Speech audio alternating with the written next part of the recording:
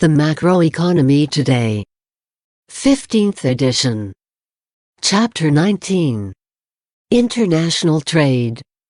The 2016 World Series between the Cleveland Indians and the Chicago Cubs was played with Japanese gloves, baseballs made in Costa Rica, and Mexican bats.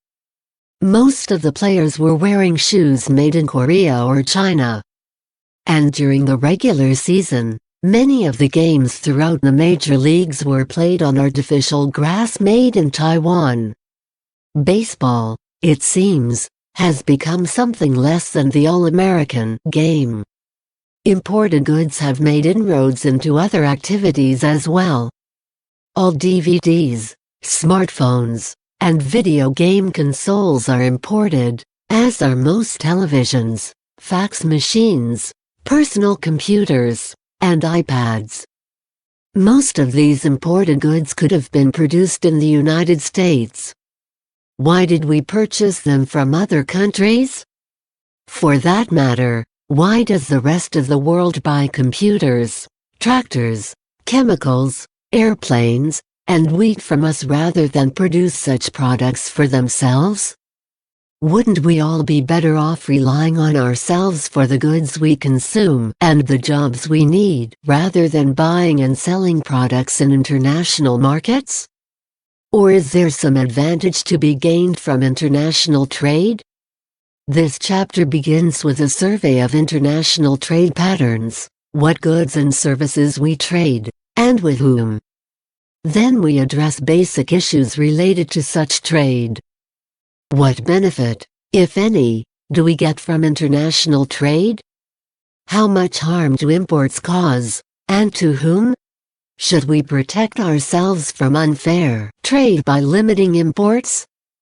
After examining the arguments for and against international trade, we draw some general conclusions about trade policy. As we'll see, international trade tends to increase average incomes, although it may diminish the job and income opportunities for specific industries and workers. Trade patterns. The United States is by far the largest player in global product and resource markets. In 2016 we purchased 20% of the world's exports and sold 15% of the same total. Imports. In dollar terms, our imports in 2016 exceeded $2.7 trillion. These imports included the consumer items mentioned earlier, as well as capital equipment, raw materials, and food. Table 19.1 represents the goods and services we purchase from foreign suppliers. Although imports represent only 15% of total GDP, they account for larger shares of specific product markets. Coffee is a familiar example. Since virtually all coffee is imported, except for a tiny amount produced in Hawaii, Americans would have a harder time staying awake without imports. Likewise, there'd be no aluminum if we didn't import bauxite, no chrome bumpers if we didn't import chromium, no tin cans without imported tin, no smartphones, and a lot fewer computers without imported components. We couldn't even play the all-American game of baseball without imports, because baseballs are no longer made in the United States. We import services as well as goods.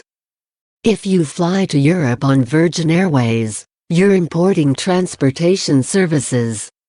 If you stay in a London hotel, you're importing lodging services.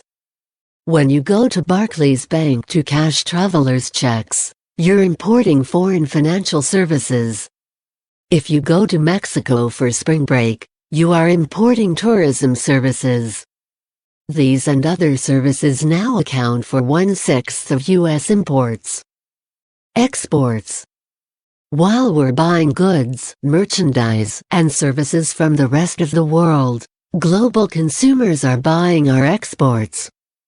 In 2016 we exported $1.5 trillion of goods, including farm products, wheat, corn, soybeans, tobacco, machinery, computers, aircraft, automobiles and auto parts, raw materials, lumber, iron ore, and chemicals. See Table 19.1 for a sample of U.S. merchandise exports.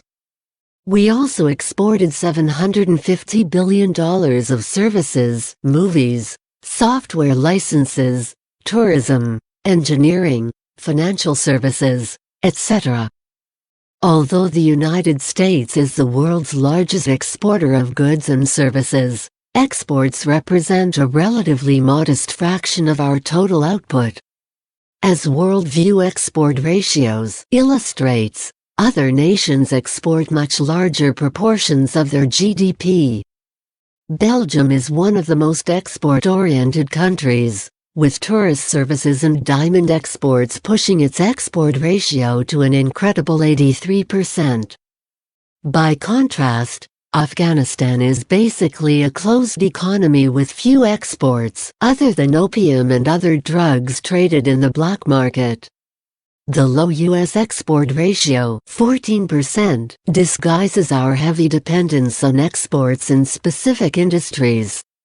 We export 25 to 50% of our rice, corn, and wheat production each year, and still more of our soybeans. Clearly a decision by international consumers to stop eating U.S. agricultural products could devastate a lot of American farmers. Such companies as Boeing, Planes, Caterpillar Tractor, Construction and Farm Machinery, Weyerhaeuser, Logs, Lumber, Dow, Chemicals, and Oracle, Computer Workstations, sell more than 1/4 of their output in foreign markets. McDonald's sells hamburgers to nearly 70 million people a day in 128 countries around the world. To do so, the company exports management and marketing services, as well as frozen food, from the United States. The Walt Disney Company produces the most popular TV shows in Russia and Germany, publishes Italy's best-selling weekly magazine, and has the most popular tourist attraction in Japan, Tokyo Disneyland. The 500,000 foreign students attending U.S. universities are purchasing $5 billion of American educational services. All these activities are part of America's service exports. Trade balances. Although we export a lot of products, we usually have an imbalance in our trade flows. The trade balance is the difference between the value of exports and imports. Trade balance equals exports minus imports. During 2016 we imported much more than we exported and so had a negative trade balance. A negative trade balance is called a trade deficit. Although the overall trade balance includes both goods and services, these flows are usually reported separately, with the merchandise trade balance distinguished from the services trade balance. As Table 19.2 shows, the United States had a merchandise goods trade deficit of $750 billion in 2016, and a services trade surplus of $248 billion, leaving the overall trade balance in the red. When the United States has a trade deficit with the rest of the world, other countries must have an offsetting trade surplus. On a global scale, imports must equal exports, because every good exported by one country must be imported by another. Hence any imbalance in America's trade must be offset by reverse imbalances elsewhere. Whatever the overall balance in our trade accounts, bilateral balances vary greatly. Table 19.3 shows, for example, that our 2016 aggregate trade deficit, $502 billion, incorporated huge bilateral merchandise trade deficits with China, Germany, Japan, and Mexico. In the same year, however, we had trade surpluses with Brazil, the Netherlands, Belgium, Australia, and Hong Kong. Motivation to trade. Many people wonder why we trade so much, particularly since 1. We import many of the things we also export, like computers, airplanes, cars, clothes. 2. We could produce many of the other things we import. And 3. We worry so much about trade imbalances. Why not just import those few things that we can't produce ourselves, and export just enough to balance that trade? Specialization. Although it might seem strange to be importing goods we could produce ourselves, such trade is entirely rational.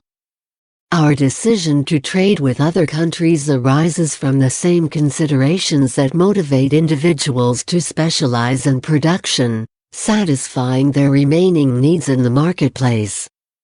Why don't you become self-sufficient, growing all your own food, building your own shelter, and recording your own songs?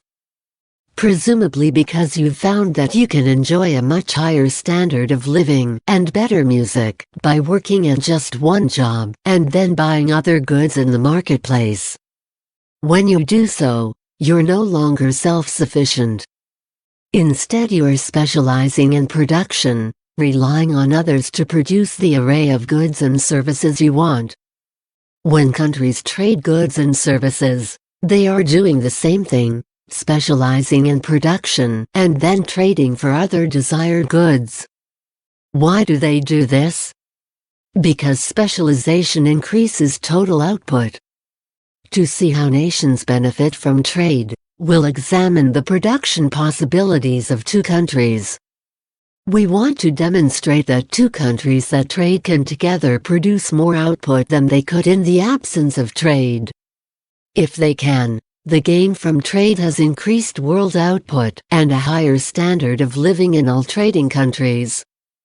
This is the essential message of the theory of comparative advantage. Production and consumption without trade.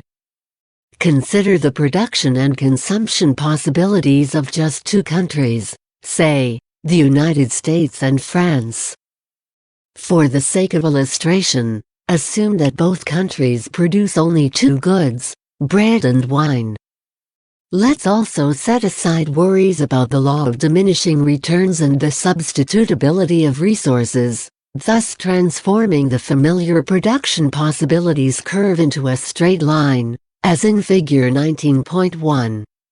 The curves in Figure 19.1 suggest that the United States is capable of producing much more bread than France.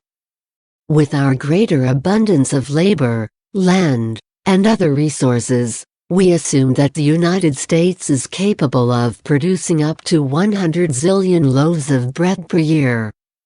To do so, we'd have to devote all our resources to that purpose.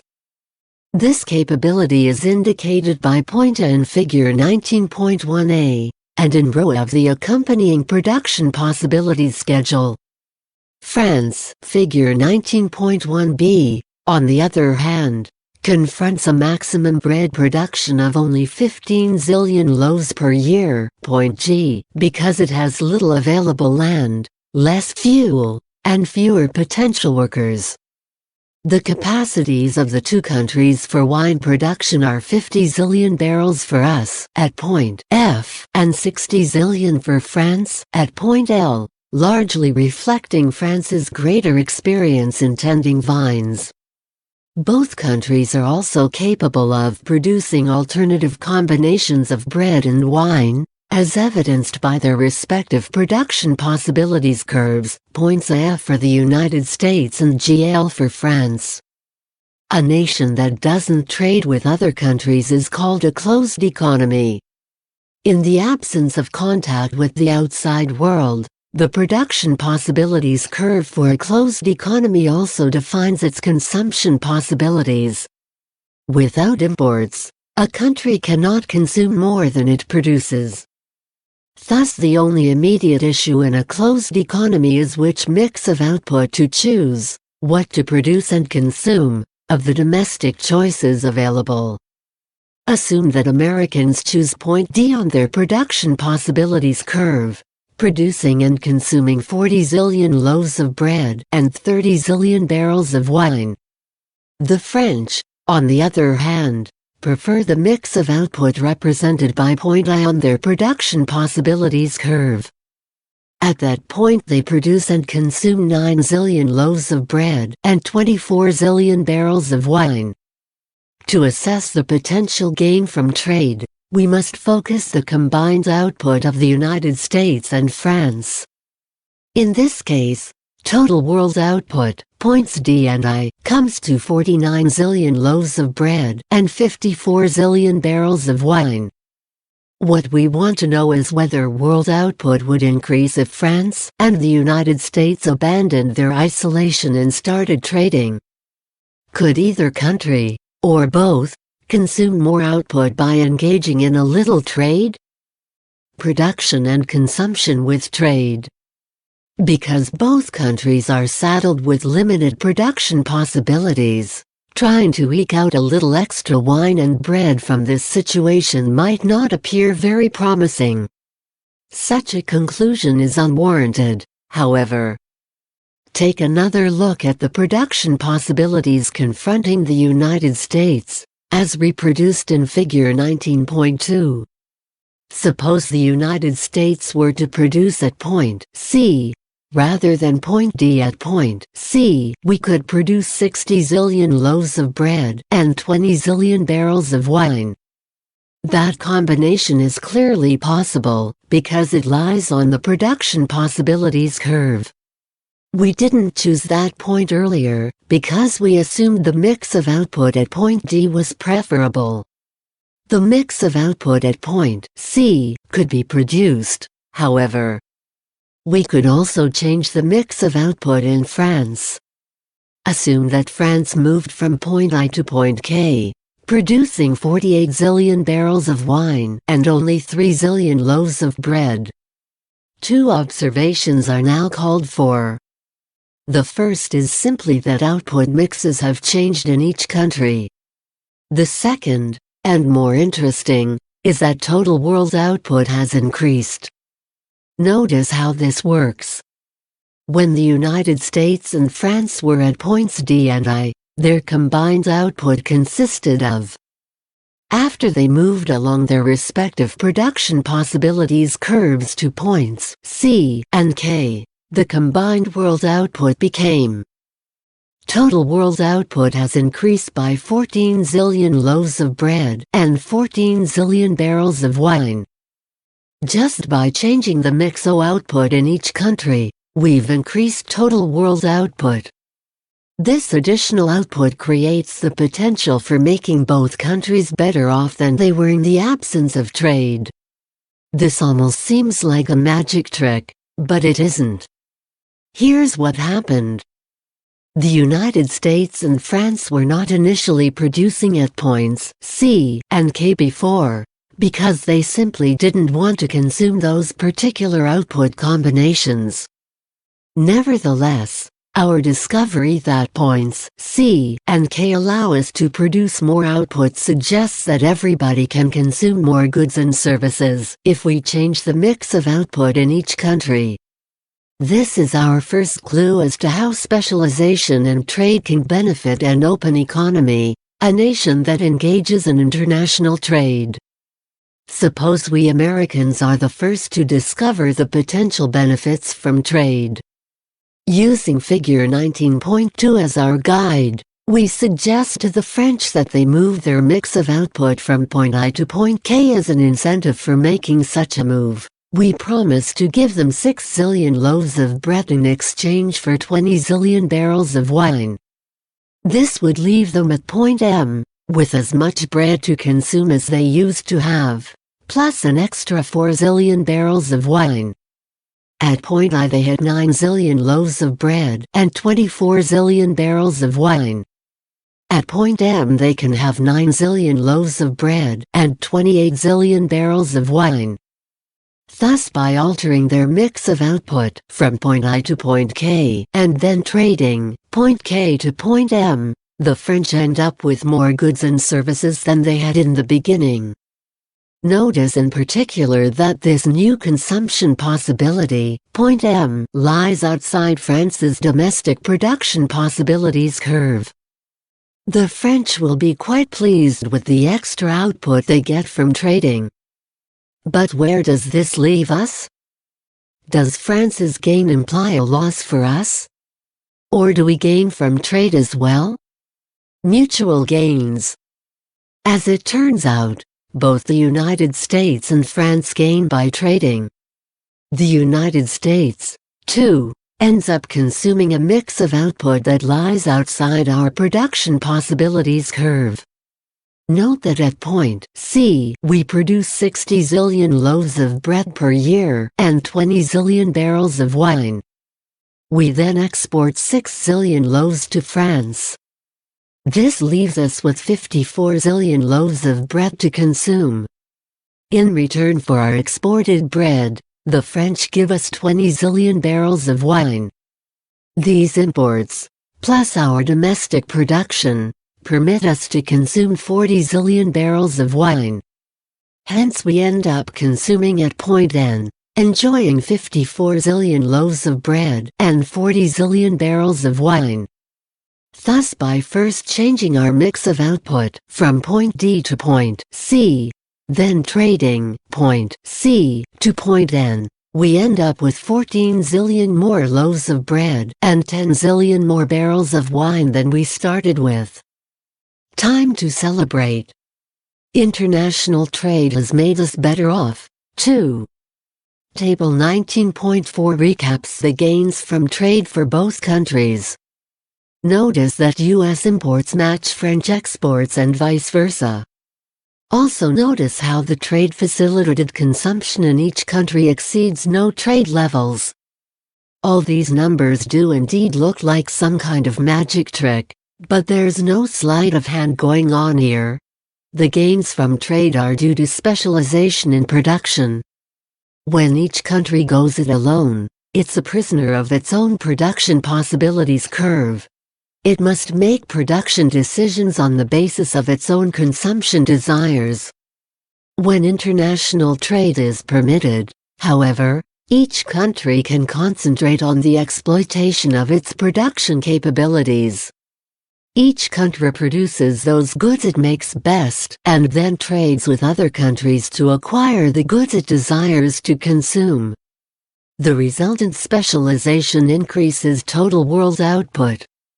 In the process, each country is able to escape the confines of its own production possibilities curve, to reach beyond it for a larger basket of consumption goods.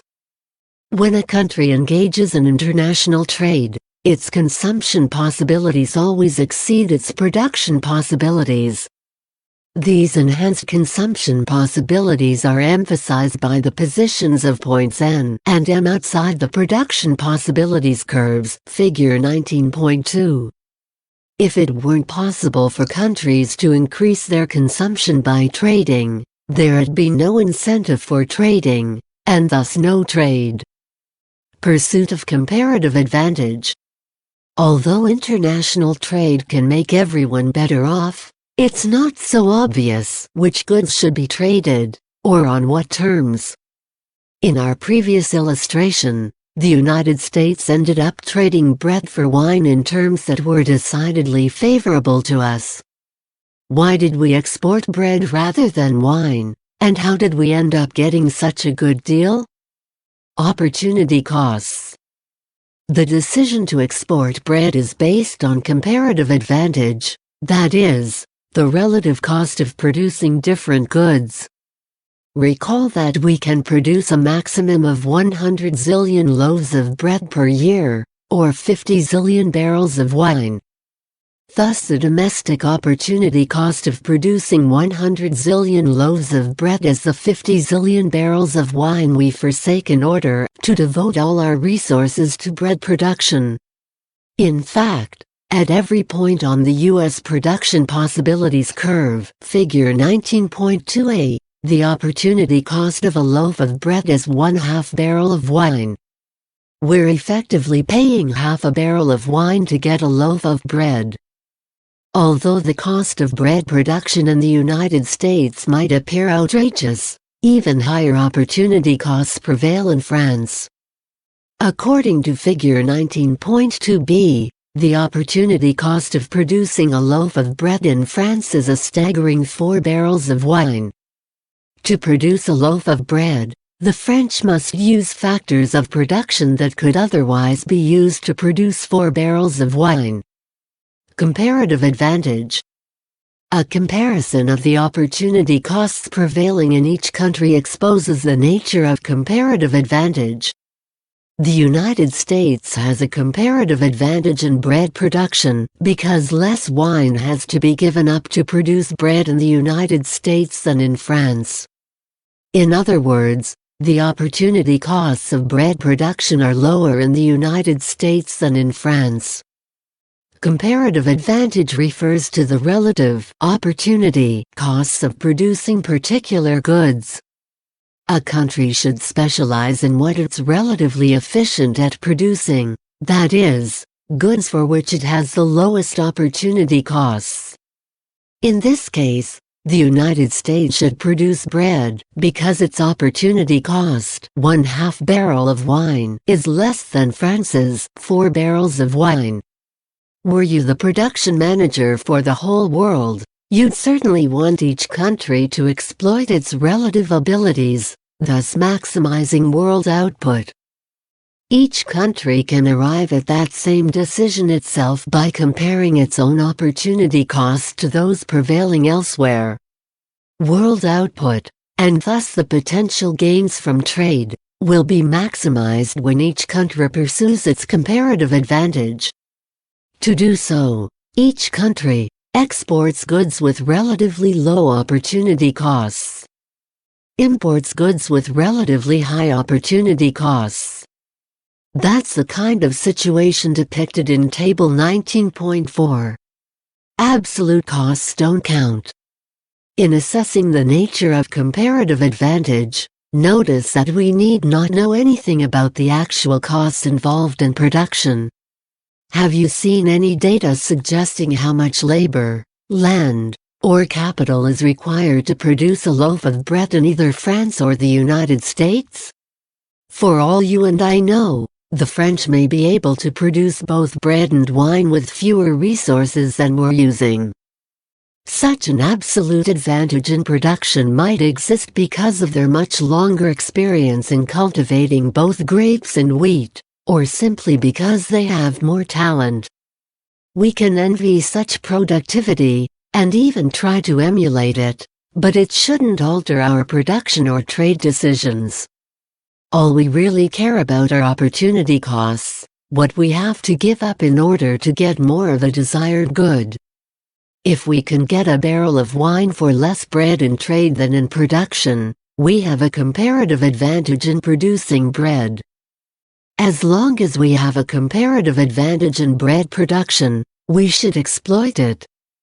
It doesn't matter to us whether France could produce either good with fewer resources. For that matter, even if France had an absolute advantage in both goods, we'd still have a comparative advantage in bread production, as we've already confirmed. The absolute costs of production were omitted from the previous illustration, because they were irrelevant. Terms of trade. It definitely pays to pursue one's comparative advantage by specializing in production. It may not yet be clear, however, how we got such a good deal with France. We're clever traders. But beyond that, is there any way to determine the terms of trade, the quantity of good that must be given up in exchange for good B? In our previous illustration, the terms of trade were very favorable to us. We exchanged only 6 zillion loaves of bread for 20 zillion barrels of wine. Table 19.4. The terms of trade were thus 6 loaves equals 20 barrels. Limits to the terms of trade. The terms of trade with France were determined by our offer and France's ready acceptance. But why did France accept those terms? France was willing to accept our offer because the terms of trade permitted France to increase its wine consumption without giving up any bread consumption. Our offer of 6 loaves for 20 barrels was an improvement over France's domestic opportunity costs. France's domestic possibilities required it to give up 24 barrels of wine in order to produce 6 loaves of bread. See Figure 19.2b. Getting bread via trade was simply cheaper for France than producing bread at home. France ended up with an extra 4 zillion barrels of wine. Take another look at the last 2 columns in Table 19.4. Our first clue to the terms of trade, then, lies in each country's domestic opportunity costs. A country won't trade unless the terms of trade are superior to domestic opportunities. In our example, the opportunity cost of 1 barrel of wine in the United States is 2 loaves of bread. Accordingly, we won't export bread unless we get at least 1 barrel of wine, in exchange for every 2 loaves of bread we ship overseas. All countries want to gain from trade. Hence we can predict that the terms of trade between any 2 countries will lie somewhere between their respective opportunity costs and production. That is, a loaf of bread in international trade will be worth at least 1/2 barrel of wine, the U.S. opportunity cost, but no more than 4 barrels, the French opportunity cost. In our example, the terms of trade ended up at 1 loaf equals 3.33 barrels, that is, at 6 loaves equals 20 barrels. This represented a very large gain for the United States and a small gain for France. Figure 19.3 illustrates this outcome and several other possibilities. Figure 19.3. Searching for the terms of trade. Assume the United States can produce 100 zillion loaves of bread per year, point A. If we reduce output to only 85 zillion loaves, we could move to point X. At point X we have 7.5 zillion barrels of wine and 85 zillion loaves of bread. Trade increases consumption possibilities. If we continue to produce 100 zillion loaves of bread, we could trade 15 zillion loaves to France in exchange for as much as 60 zillion barrels of wine. This would leave us producing at point A, but consuming at point Y. At point Y we have more wine and no less bread than we had at point X. This is our motivation to trade. A country will end up on its consumption possibilities curve only if it gets all the gains from trade. It will remain on its production possibilities curve only if it gets none of the gains from trade. The terms of trade determine how the gains from trade are distributed, and thus at what point in the shaded area each country ends up. Note, the kink in the consumption possibilities curve at point Y occurs because France is unable to produce more than 60 zillion barrels of wine. The role of markets and prices. Relatively little trade is subject to such direct negotiations between countries. More often than not, the decision to import or export a particular good is left up to the market decisions of individual consumers and producers. Individual consumers and producers are not much impressed by such abstractions as comparative advantage. Market participants tend to focus on prices, always trying to allocate their resources in order to maximize profits or personal satisfaction. Consumers tend to buy the products that deliver the most utility per dollar of expenditure, while producers try to get the most output per dollar of cost. Everybody's looking for a bargain. So what does this have to do with international trade? Well, suppose that Henry, an enterprising Frenchman, visited the United States before the advent of international trade.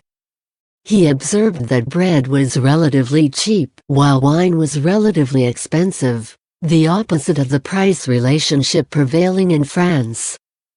These price comparisons brought to his mind the opportunity for making a fast euro. All he had to do was bring over some French wine and trade it in the United States for a large quantity of bread.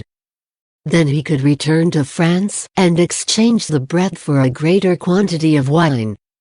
Allers. Were he to do this a few times, he'd amass substantial profits.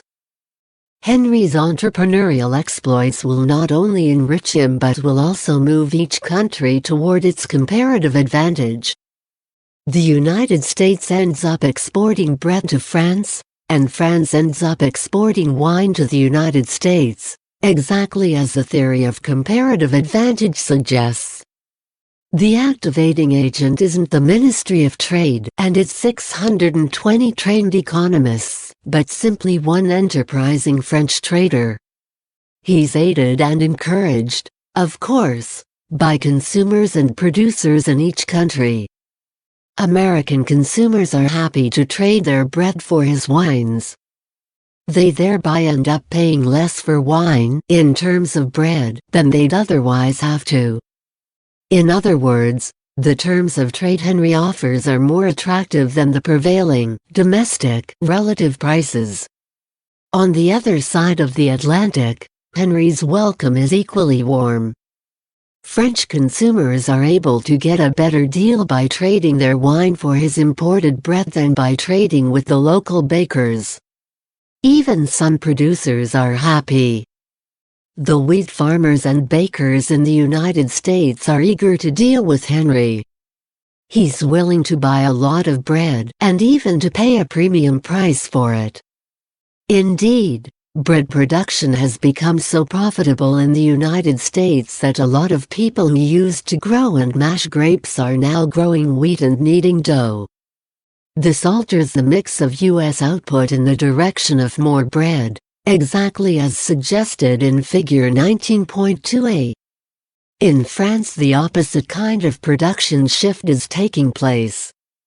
French wheat farmers are planting more grapevines so they can take advantage of Henry's generous purchases. Thus Henry is able to lead each country in the direction of its comparative advantage while raking in a substantial profit for himself along the way. Where the terms of trade and the volume of exports and imports end up depends partly on how good a trader Henry is. It will also depend on the behavior of the thousands of individual consumers and producers who participate in the market exchanges. In other words, trade flows depend on both the supply and the demand for bread and wine in each country. The terms of trade, like the price of any good, depend on the willingness of market participants to buy or sell at various prices. All we know for sure is that the terms of trade will end up somewhere between the limits set by each country's opportunity costs. Protectionist pressures. Although the potential gains from world trade are impressive, not everyone will be cheering at the Franco-American trade celebration. On the contrary, some people will be upset about the trade routes that Henry has established. They'll not only boycott the celebration but actively seek to discourage us from continuing to trade with France. Microeconomic pressures. Consider, for example, the wine growers in western New York. Do you think they're going to be happy about Henry's entrepreneurship? Americans can now buy wine more cheaply from France than they can from New York.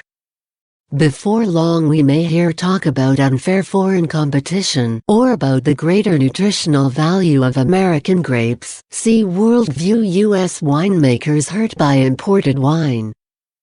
The New York wine growers may also emphasize the importance of maintaining an adequate grape supply and a strong wine industry at home, just in case of terrorist attacks.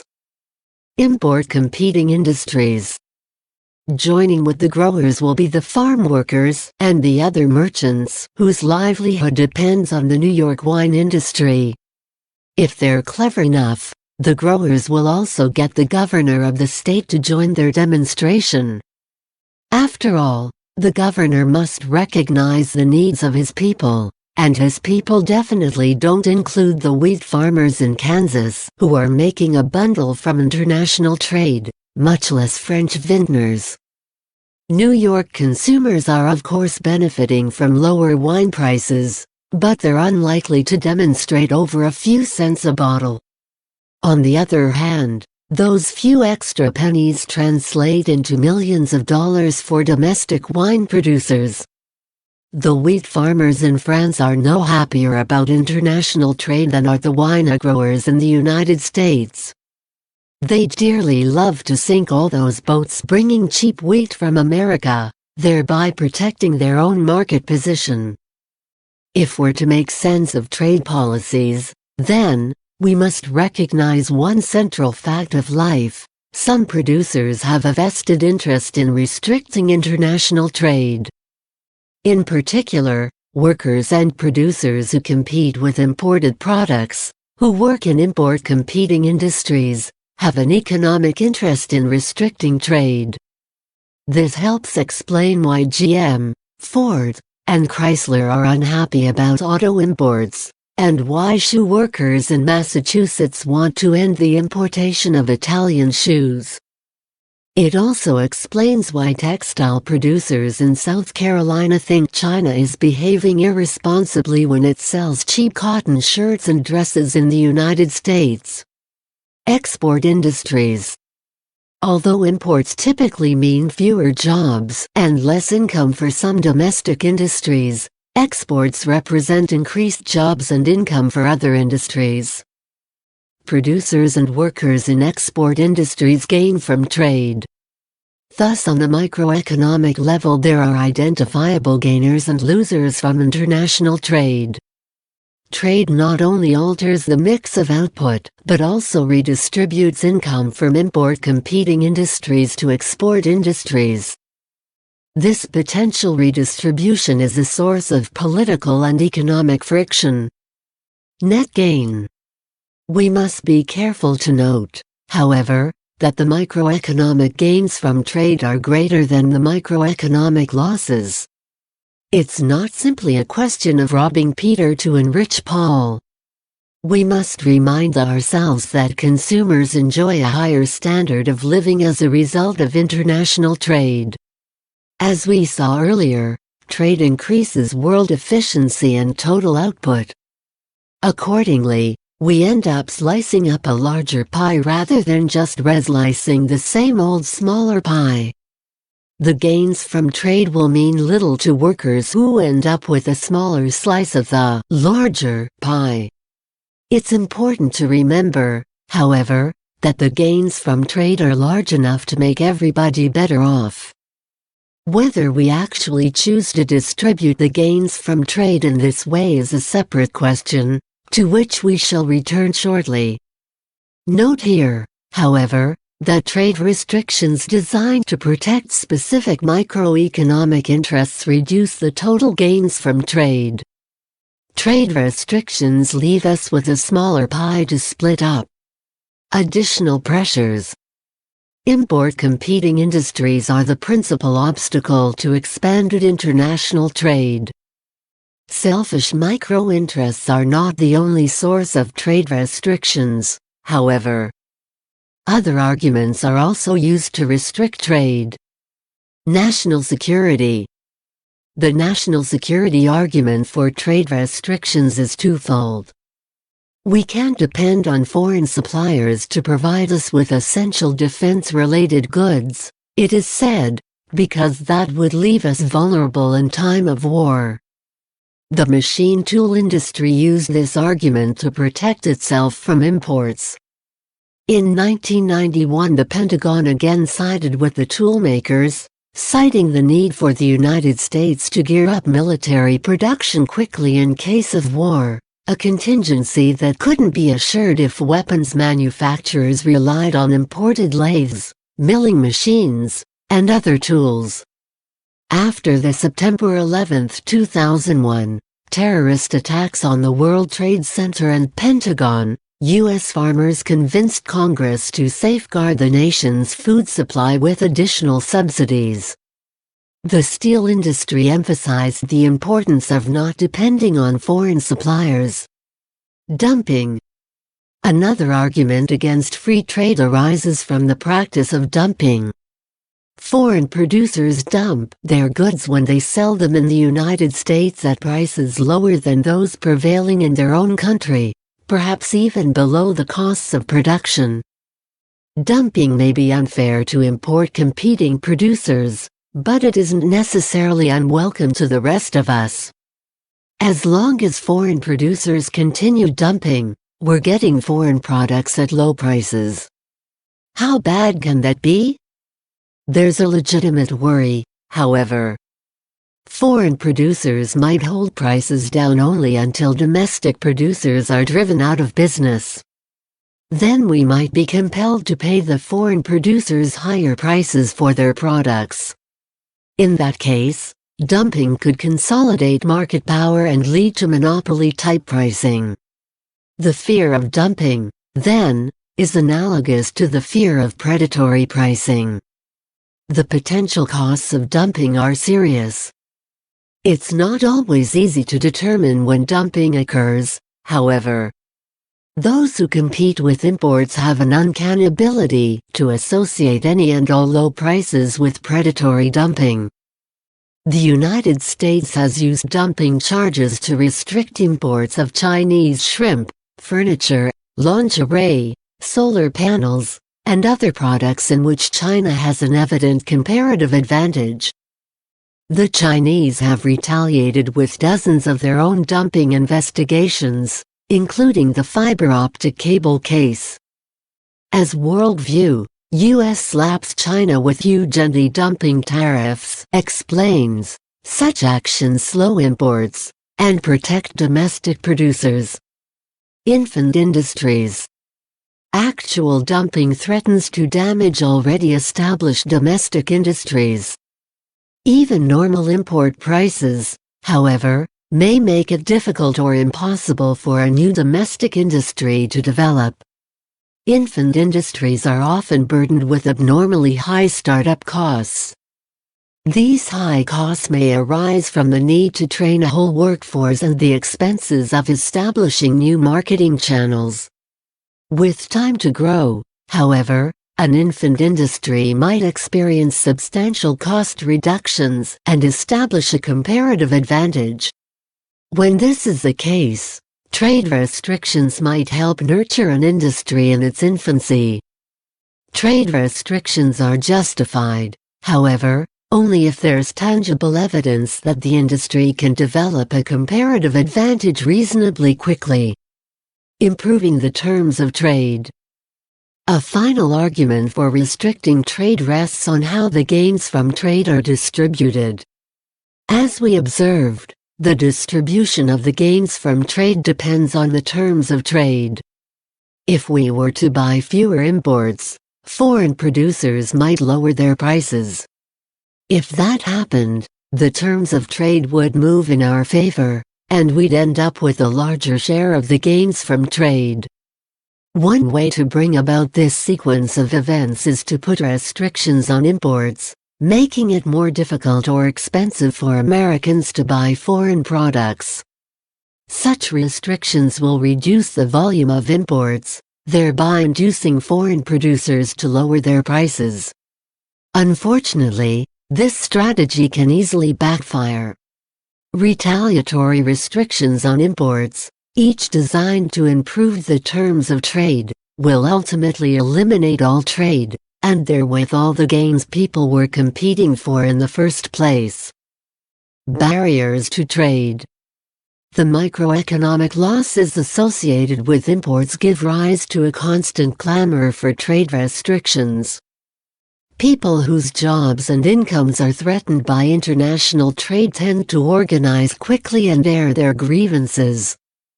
Worldview, Irish farmers block barley imports, depicts the efforts of barley farmers in Ireland to block imports of German barley. They wanted their government to impose restrictions on imports. More often than not, governments grant the wishes of these well-organized and well-financed special interests. Embargoes. The surefire way to restrict trade is simply to eliminate it. To do so, a country need only impose an embargo on exports or imports, or both. An embargo is nothing more than a prohibition against trading particular goods. In 1951, Senator Joseph McCarthy convinced the U.S. Senate to impose an embargo on Soviet mink, fox, and 5 other furs. He argued that such imports help finance world communism. Senator McCarthy also represented the state of Wisconsin, where most U.S. minks are raised. The Reagan administration tried to end the fur embargo in 1987 but met with stiff congressional opposition. By then, U.S. mink ranchers had developed a $120 million per year industry. The United States has also maintained an embargo on Cuban goods since 1959, when Fidel Castro took power there. This embargo severely damaged Cuba's sugar industry and deprived American smokers of the famed Havana cigars. It also fostered the development of U.S. sugar beet and tobacco farmers, who now have a vested interest in maintaining the embargo. Tariffs. A more frequent trade restriction is a tariff, a special tax imposed on imported goods. Tariffs, also called customs duties, were once the principal source of revenue for governments. In the 18th century, tariffs on tea, glass, wine, lead, and paper were imposed on the American colonies to provide extra revenue for the British government. The tariff on tea led to the Boston Tea Party in 1773 and gave added momentum to the American independence movement. In modern times, tariffs have been used primarily as a means to protect specific industries from import competition. The current U.S. tariff code specifies tariffs on more than 9,000 different products, nearly 50% of all U.S. imports.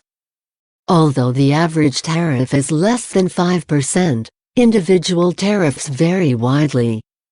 The tariff on cars, for example, is only 2.5%, while cotton sweaters confront a 17.8% tariff. As worldview, U.S. slaps China with huge anti-dumping tariffs. Noted, the tariff on Chinese steel is a whopping 265.79%. The attraction of tariffs to import competing industries should be obvious.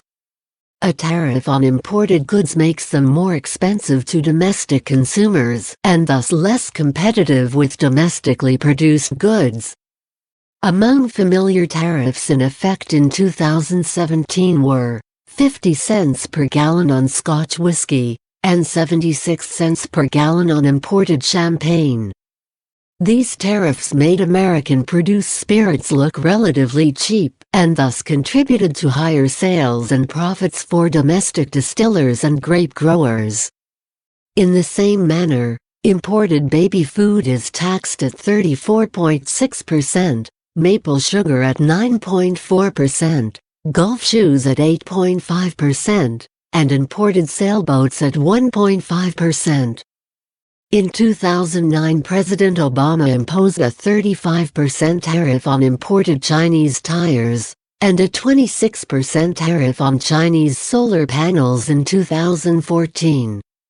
In 2017, President Trump announced 24% tariff on Canadian lumber. In each case, domestic producers and import competing industries gain. The losers are domestic consumers, who end up paying higher prices. The tariff on orange juice, for example, raises the price of drinking orange juice by $525 million a year. The tariff on Canadian lumber raises the price of a new home by $3,000. Tariffs also hurt foreign producers, who lose business, and world efficiency, as trade is reduced. These potential victims of trade protection rallied in 2017 to resist President Trump's proposal for a border adjustment tax, an across-the-board tariff, combined with a blanket export subsidy. See in the news a border adjustment tax? In the news. A border adjustment tax.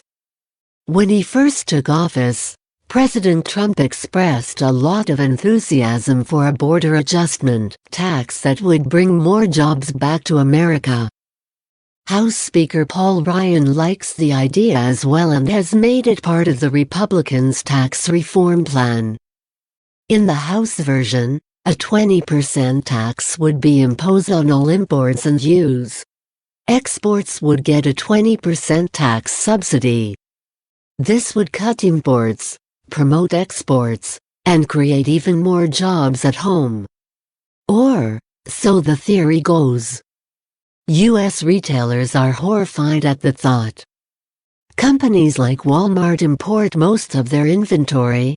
Raising the prices on that inventory by 20% would destroy Walmart's competitive position.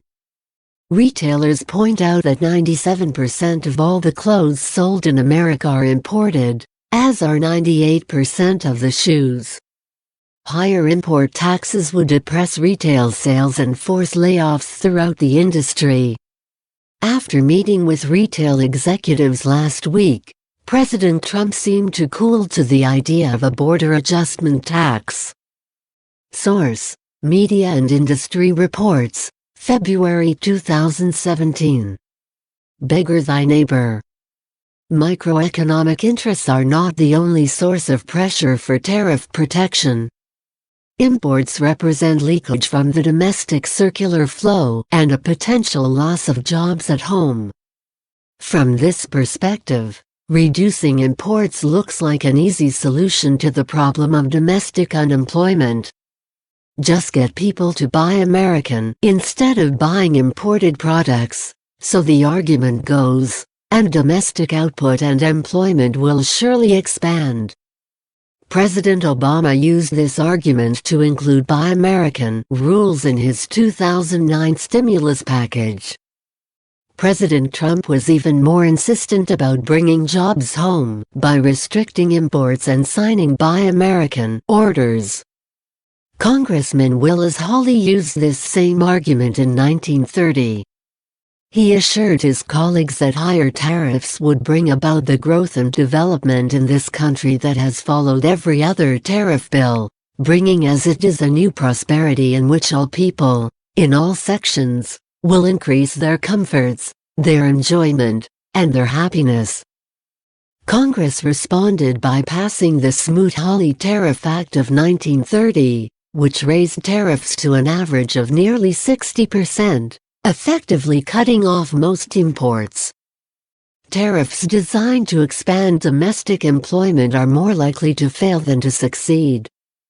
If a tariff wall does stem the flow of imports, it effectively transfers the unemployment problem to other countries, a phenomenon often referred to as beggar thy neighbor. The resultant loss of business in other countries leaves them less able to purchase our exports. The imported unemployment also creates intense political pressures for retaliatory action. That's exactly what happened in the 1930s. Other countries erected trade barriers to compensate for the effects of the Smoot-Hawley tariff.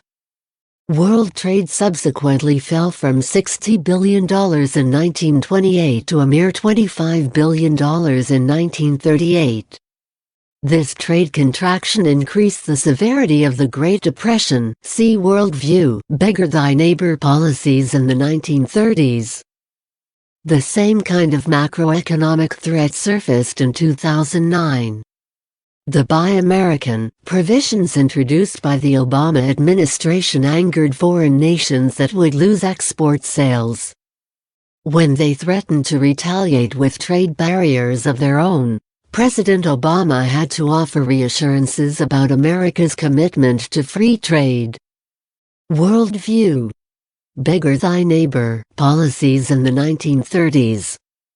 President Herbert Hoover signed the Smoot-Hawley Tariff Act on June 17, 1930, despite the pleas from 1,028 economists to veto it.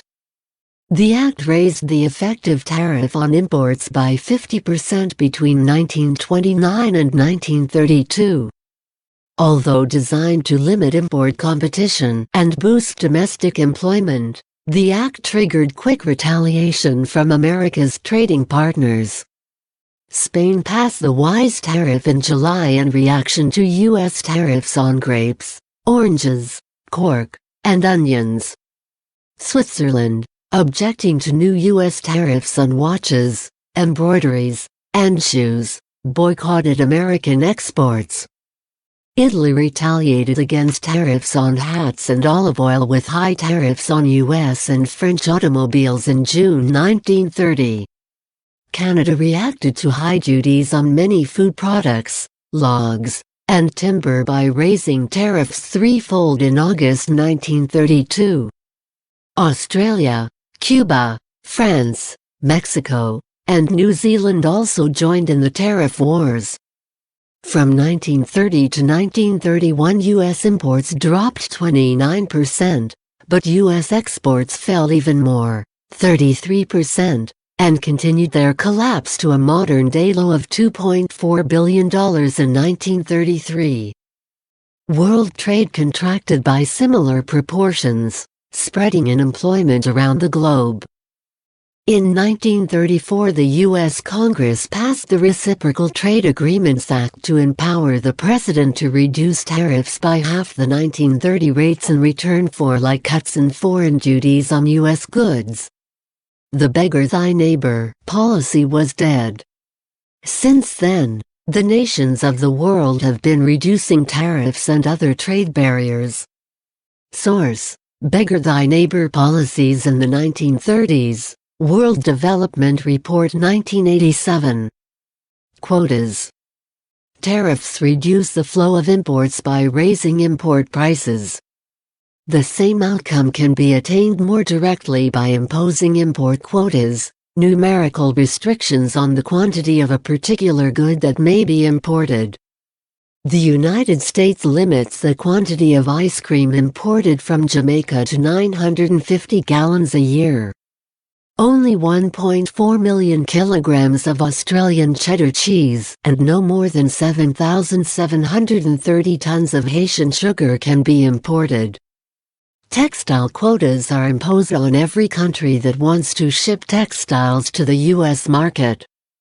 According to the U.S. Department of State, approximately 12% of our imports are subject to import quotas. Comparative effects. Quotas, like all barriers to trade, reduce world efficiency and invite retaliatory action. Moreover, their impact can be even more damaging than tariffs. To see this, we may compare market outcomes in 4 different contexts: no trade, free trade, tariff-restricted trade, and quota-restricted trade. No trade equilibrium. Figure 19.4. Depicts the supply and demand relationships that would prevail in an economy that imposed a trade embargo on foreign textiles. In this situation, the equilibrium price of textiles is completely determined by domestic demand and supply curves. The no-trade equilibrium price is P1, and the quantity of textiles consumed is Q1.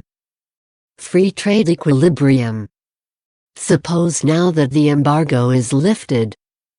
The immediate effect of this decision will be a rightward shift of the market supply curve, as foreign supplies are added to domestic supplies. Figure 19.4b.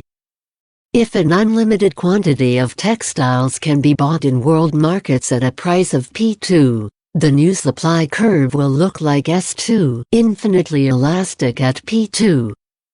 The new supply curve, S2, intersects the old demand curve, D1, at a new equilibrium price of P2 and an expanded consumption of Q2. At this new equilibrium, Domestic producers are supplying the quantity QD while foreign producers are supplying the rest, Q2 QD. Comparing the new equilibrium to the old one, we see that free trade results in reduced prices and increased consumption. Domestic textile producers are unhappy, of course, with their foreign competition. In the absence of trade, the domestic producers would sell more output, Q1, and get higher prices, P1. Once trade is opened up, the willingness of foreign producers to sell unlimited quantities of textiles at the price P2 puts a lid on domestic prices. Domestic producers hate this. Tariff-restricted trade. Figure 19.4c illustrates what would happen to prices and sales if the United Textile Producers were successful in persuading the government to impose a tariff. Assume that the tariff raises imported textile prices from P2 to P3, making it more difficult for foreign producers to undersell domestic producers. Domestic production expands from QD to QT. Imports are reduced from Q2 QD to Q3 QT, and the market price of textiles rises. Domestic textile producers are clearly better off. So is the U.S. Treasury, which will collect increased tariff revenues. Unfortunately, domestic consumers are worse off, higher prices, as are foreign producers, reduced sales. Quota-restricted trade. Now consider the impact of a textile quota. Suppose we eliminate tariffs, but decree that imports can't exceed the quantity Q. Because the quantity of imports can never exceed Q, the supply curve is effectively shifted to the right by that amount. The new curve S4, figure 19.4d, indicates that no imports will occur below the world price P2, and above that price the quantity Q will be imported. Thus the domestic demand curve determines subsequent prices. Foreign producers are precluded from selling greater quantities as prices rise further. This outcome is in marked contrast to that of tariff-restricted trade, figure 19.4c, which at least permits foreign producers to respond to rising prices. Accordingly, quotas are a greater threat to competition than tariffs, because quotas preclude additional imports at any price. The actual quotas on textile imports raise the prices of shirts, towels, and other textile products by 58%. As a result, a $10 shirt ends up costing consumers $15.80. All told, U.S. consumers end up paying an extra $25 billion a year for textile products. The sugar industry is one of the greatest beneficiaries of quota restrictions. By limiting imports to 15% of domestic consumption, sugar quotas keep U.S. prices artificially high. See in the news sugar quotas a sour deal. This costs consumers nearly $3 billion a year in higher prices. Candy and soda producers lose sales and profits. According to the U.S. Department of Commerce, more than 6,000 jobs have been lost in sugar-using industries, for example, candy manufacturing, due to high sugar costs. Hershey alone closed plants in Pennsylvania, Colorado, and California and moved candy production to Canada. Foreign sugar producers, mainly in poor nations, also lose sales, profits, and jobs. Who gains? Domestic sugar producers, who, coincidentally, are highly concentrated in key electoral states like Florida. Voluntary restraint agreements. A slight variant of quotas has been used in recent years. Rather than impose quotas on imports, the U.S. government asks foreign producers to voluntarily limit their exports. These so-called voluntary restraint agreements have been negotiated with producers in Japan, South Korea, Taiwan, China, the European Union, and other countries. Korea, for example, agreed to reduce its annual shoe exports to the United States from 44 million pairs to 33 million pairs. Taiwan reduced its shoe exports from 156 million pairs to 122 million pairs per year. In 2005, China agreed to slow its exports of clothing, limiting its sales growth to 8–17% a year. For their part, the Japanese agreed to reduce sales of color TV sets in the United States from 2.8 million to 1.75 million per year. In 2006, Mexico agreed to limit its cement exports to the United States to 3 million tons a year. In 2014, Mexico also agreed to curtail its sugar exports to the United States, forsaking its unique treaty rights to unrestricted exports. All these voluntary export restraints, as they're often called, represent an informal type of quota. The only difference is that they're negotiated rather than imposed. But these differences are lost on consumers, who end up paying higher prices for these goods. The voluntary limit on Japanese auto exports to the United States alone cost consumers $15.7 billion in only 4 years. Non-tariff barriers. Tariffs and quotas are the most visible barriers to trade, but they're only the tip of the iceberg. Indeed, the variety of protectionist measures that have been devised is testimony to the ingenuity of the human mind. At the turn of the century, the Germans were committed to a most favored nation policy, a policy of extending equal treatment to all trading partners. The Germans, however, wanted to lower the tariff on cattle imports from Denmark without extending the same break to Switzerland. Such a preferential tariff would have violated the most favored nation policy. Accordingly, the Germans created a new and higher tariff on brown and dappled cows reared at a level of at least 300 meters above sea level and passing at least 1 month in every summer at an altitude of at least 800 meters. The new tariff was, of course, applied equally to all countries. But Danish cows never climbed that high, so they weren't burdened with the new tariff. With the decline in tariffs over the last 20 years, non-tariff barriers have increased. The United States uses product standards, licensing restrictions, restrictive procurement practices, and other non-tariff barriers to restrict roughly 15% of imports. In 1999 to 2000, the European Union banned imports of U.S. beef, arguing that the use of hormones on U.S. ranches created a health hazard for European consumers.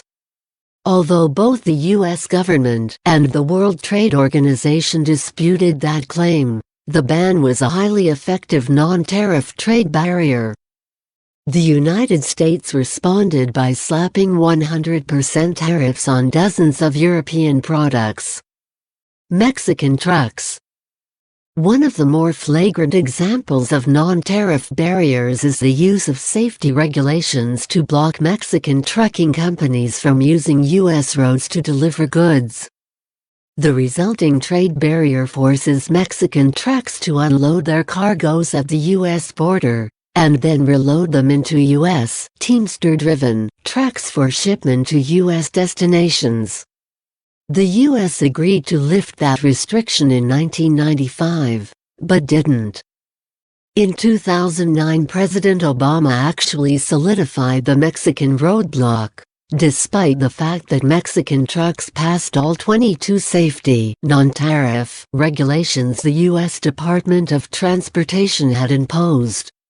In so doing, President Obama secured more jobs for Teamster union drivers, but raised costs for U.S. shippers and consumers, and drove down sales and employment for Mexican trucking companies.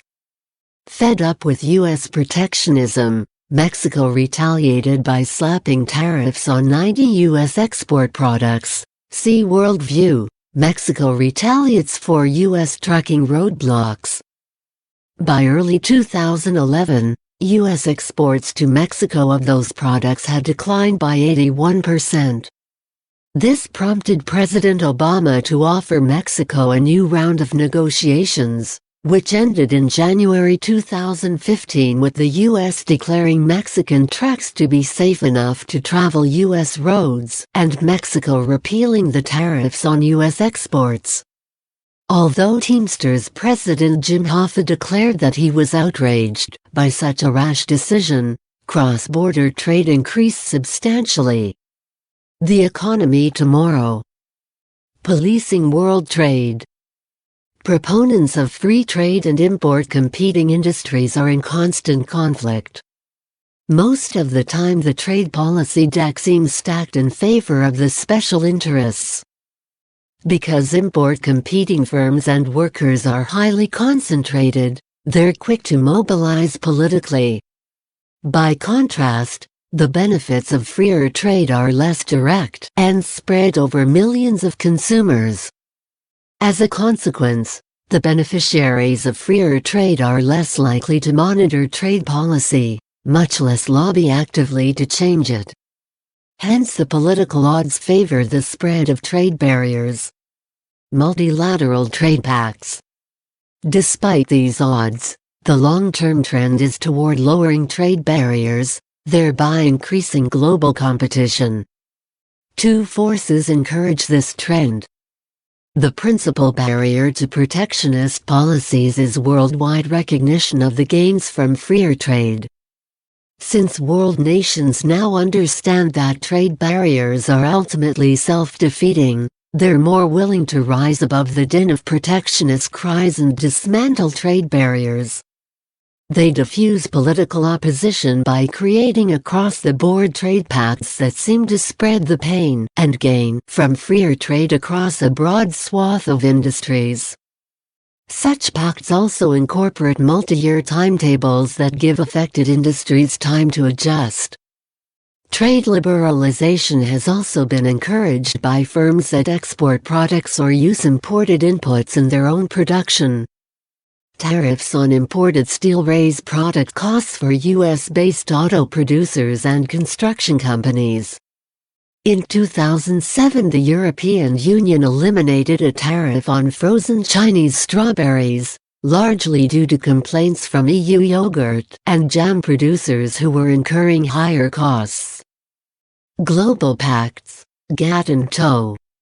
The granddaddy of the multilateral, multi-year free trade pacts was the 1947 General Agreement on Tariffs and Trade, GATT. 23 nations pledged to reduce trade barriers and give all GATT nations equal access to their domestic markets. Since the first GATT pact, 7 more rounds of negotiations have expanded the scope of GATT. 117 nations signed the 1994 pact. As a result of these GATT pacts, average tariff rates in developed countries have fallen from 40% in 1948 to less than 4% today. TOE. The 1994 GATT Pact also created the World Trade Organization, TOE, to enforce free trade rules. If a nation feels its exports are being unfairly excluded from another country's market, it can file a complaint with the TOE. This is exactly what the United States did when the EU banned U.S. beef imports. The TOE ruled in favor of the United States. When the EU failed to lift its import ban, the TOE authorized the United States to impose retaliatory tariffs on European exports. The EU turned the tables on the United States in 2003. It complained to the TOE that U.S. tariffs on imported steel violated trade rules. The TOE agreed and gave the EU permission to impose retaliatory tariffs on $2.2 billion of U.S. exports. That prompted the Bush administration to scale back the tariffs in December 2003. In effect, The TOE is now the world's trade police force. It is empowered to cite nations that violate trade agreements, and even to impose remedial action when violations persist.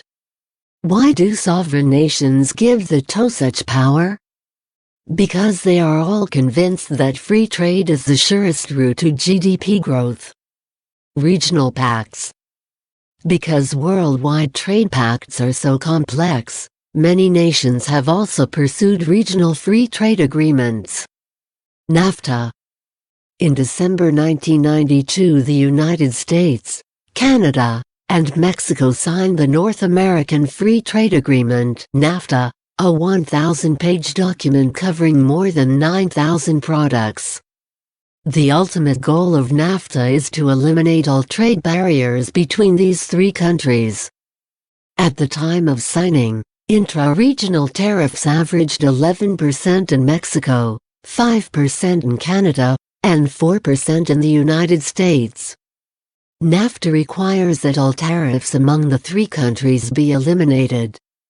The pact also requires the elimination of specific non-tariff barriers.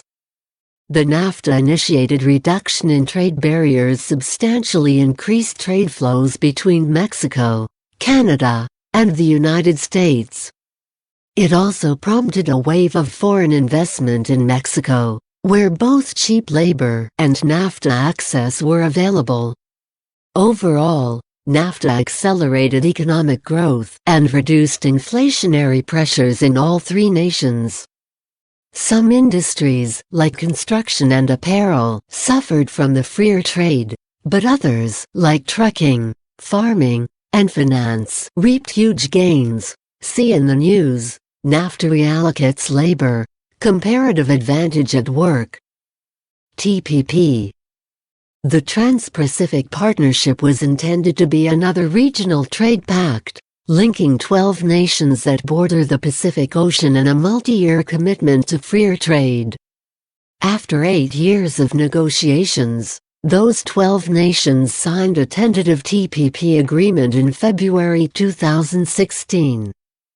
That 2,000-page agreement called not only for reductions in tariffs and non-tariff trade barriers among the member nations, but also sought greater coordination of policies on environmental protection, workers' rights, and regulatory practices. To become effective, the legislatures of the 12 nations had to ratify the agreement by February 2018. By early 2017, only one nation, Japan, had ratified the agreement. The others were aware that newly elected President Trump had campaigned heavily against TPP and all other multilateral trade agreements. He called TPP a particularly bad deal and vowed to kill it.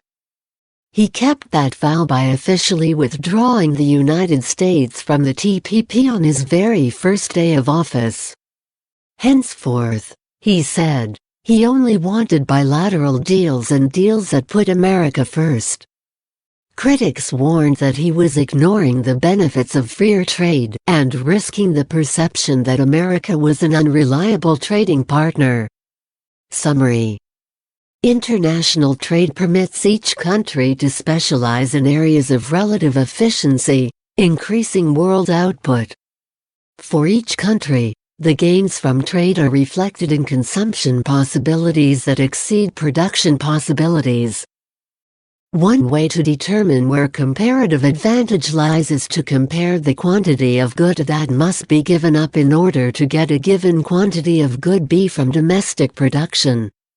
If the same quantity of B can be obtained for less A by engaging in world trade, we have a comparative advantage in the production of good A. Comparative advantage rests on a comparison of relative opportunity costs. The terms of trade, the rate at which goods are exchanged, are subject to the forces of international supply and demand. The terms of trade will lie somewhere between the opportunity costs of the trading partners. The terms of trade determine how the gains from trade are shared. Resistance to trade emanates from workers and firms that must compete with imports.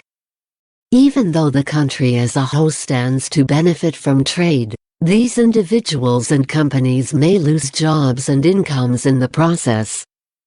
Trade barriers take many forms. Embargoes are outright prohibitions against import or export of particular goods. Quotas limit the quantity of a good imported or exported. Tariffs discourage imports by making them more expensive. Other non-tariff barriers make trade too costly or time-consuming. The World Trade Organization (WTO) seeks to reduce worldwide trade barriers and enforce trade rules. Regional accords such as the North American Free Trade Agreement (NAFTA) pursue similar objectives among fewer countries.